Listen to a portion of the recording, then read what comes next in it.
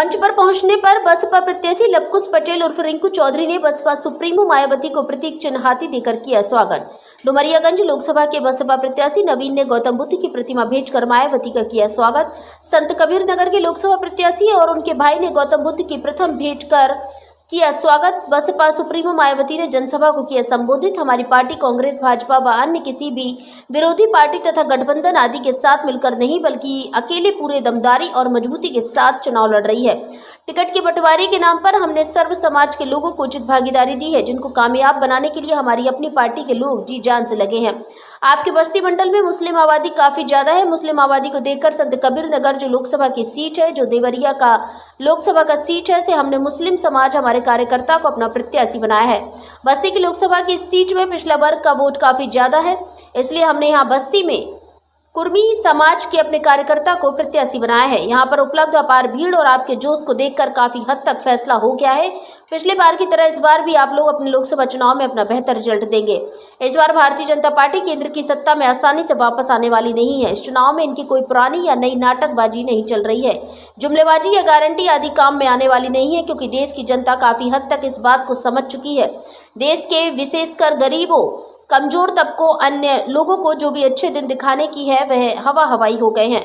आपको मालूम है कि जब केंद्र में कांग्रेसी सरकार होती है तो वह सरकारी जांच एजेंसी को दुरुपयोग करती है, राजनीतिकरण करती है, और जब बीजेपी सरकार में आती है तो बीजेपी भी सरकारी एजेंसी का ज्यादातर उपयोग करती है, राजनीतिकरण करती है। मैं समझती हूँ या ठीक नहीं है मायावती। वंदे भारत सभी से गौतम की रिपोर्ट कर रहे हैं। क्या रिस्पांस मिल रहा है जनता का, और आज जनसभा बीसा बहन जी का क्या कुछ कहेंगे?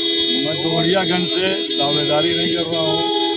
मेरे पत्रकार मित्र भाई, मैं डुमरियागंज से अधिकृत प्रत्याशी हूँ बहुजन समाज पार्टी का, और वहाँ पे जो समीकरण है वो बहुत साफ और साफ संदेश दे रहा है कि वहाँ मुस्लिम मतदाता, दलित भाई हमारे, और जो पिछड़े ब्राह्मण हैं, पिछड़े राजपूत हैं, अपर क्लास भी जो बहुत गरीब हैं, जिनकी तरफ कोई अपर क्लास नहीं देखता। अपर क्लास मतलब हो गया वही ऊपर ऊपर जिसको दिखाई देती है फॉर्च्यूनर और जिसकी बड़ी बड़ी गाड़ियाँ, तो वो सारे मतदाता एकजुट होकर हमारे साथ लगे हुए हैं और हमको सम्मान, हमको जो है और साथ दे रहे हैं। और आने वाले 25 तारीख में उनका संकल्प है, उनका वादा है कि एक बार नया, ये 15 साल से जो लोकसभा डुमरियागंज के सांसद हैं उनको रिप्लेस करके मोहम्मद नदीम मिर्जा बसपा प्रत्याशी को न्यायिक जिम्मेदारी। वहाँ पर कुछ लोग कह रहे हैं बसपा लड़ाई में नहीं है, क्या?